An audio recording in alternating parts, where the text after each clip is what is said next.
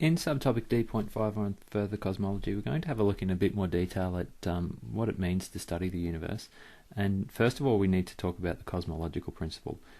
So when we're talking the cosmological principle, it's basically coming down to some of the fundamentals on which our study of astrophysics is based. And there are two assumptions that basically form the basis of the cosmological principle.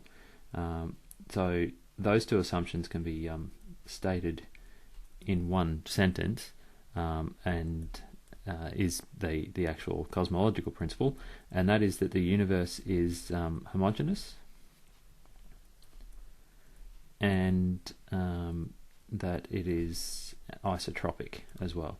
Now those two words, we might not be familiar with them, so let's just unpack them a little bit. The word homogeneous, if you use it in certain contexts, it can basically mean that it's evenly distributed or uniformly distributed. What we mean here by homogeneous is that, or the usage of the word in the cosmological principle is more this sort of sense that the same types of structures. So when we're talking structures in the universe, we're talking about things like stars, galaxies, clusters and superclusters. So those types of structures are seen everywhere in the universe. So it sort of doesn't matter where you look, you'll always see the same stuff, and everywhere in the universe you could expect to see the same types of stars, galaxies, clusters or superclusters. Isotropic sort of sounds like it's the same kind of idea as homogeneous, but basically what it means is that that the universe appears the same in all directions. Now, when we talk about the same in all directions, what we're really thinking about here is that a couple of other different ways to imagine what that sentence means. You could think of it as being there is no edge or center to the universe.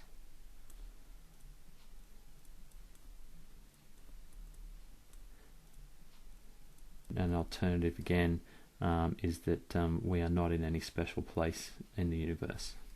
And by that, if you think about imagine that, let's sort of go with the counter example here.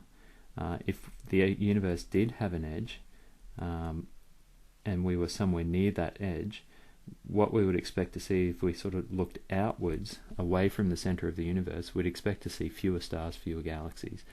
Looking towards the center, you'd expect to see far more galaxies, far more stars, far more clusters and superclusters. But when we look in any direction in the universe, then we see basically the same stuff, the same distribution of that stuff, and so we don't really see any difference regardless of the direction that we look through the universe. The reason why we need to state the cosmological principle is that there are some consequences that follow from it, and in particular when we combine it with general relativity.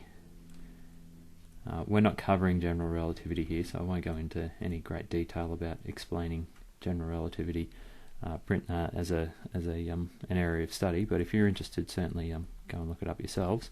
But by combining the cosmological principle with general relativity, indicates that the universe could have a particular shape, and the word shape there, sort of think of it in inverted commas.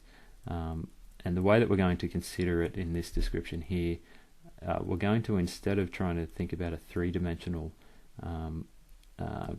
universe, we're going to simplify it and consider two dimensions and how it would be shaped in 3 dimensions. And that will make more sense when we talk about what those 3 ways are. So the first way is that it could be flat. And by flat, we don't necessarily mean that it's squashed. We just mean that it has no curvature. So again, if we think about that 2D representation of a 3D universe, flat or no curvature would basically just be a 2D plane. So in three-dimensional space, that flat universe just represents a 2D plane. The second type of curvature that we could see is that it's closed.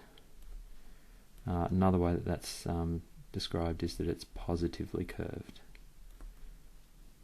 Now, in this situation, if you imagine a 2D surface that is closed, then you'd have the surface of a sphere. So now our universe, or the structure of our universe, looks a little bit more spherical in nature. And to distinguish between these two, if you were to imagine in a flat universe that, say, you started at this point here and you started walking in that direction, as you continue walking in that direction, you're going to keep going forever and ever and ever, and you'll never get back to where you started.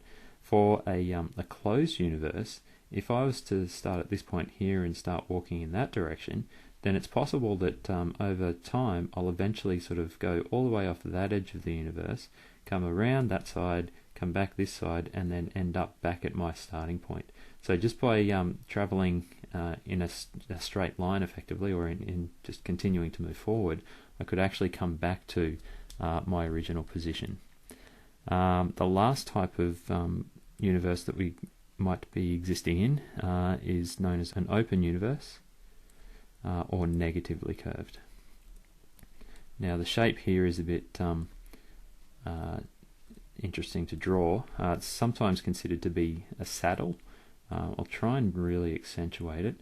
So imagine we've got this sort of shape, where the shape that we're dealing with is sort of saddle shaped, so that the universe is really sort of warped both in two sort of planes, I guess, so that it's you're seeing, like I say, a saddle sort of shape where it sort of continues off, warping down this direction and also warping in that direction as well.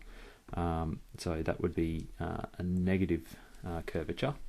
I haven't really represented that one particularly well there, but hopefully you've got the idea behind it. Now, which one of those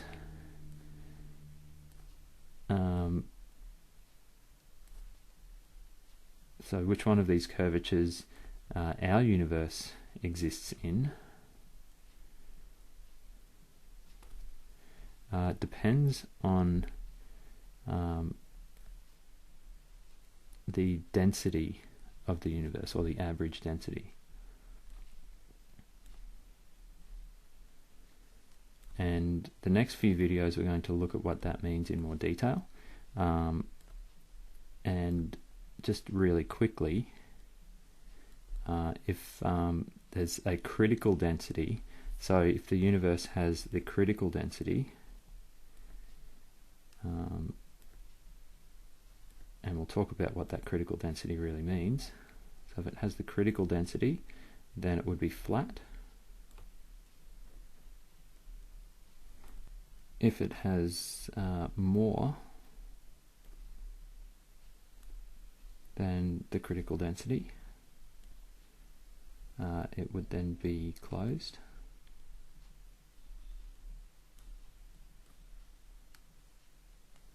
And if it has less, it would be open.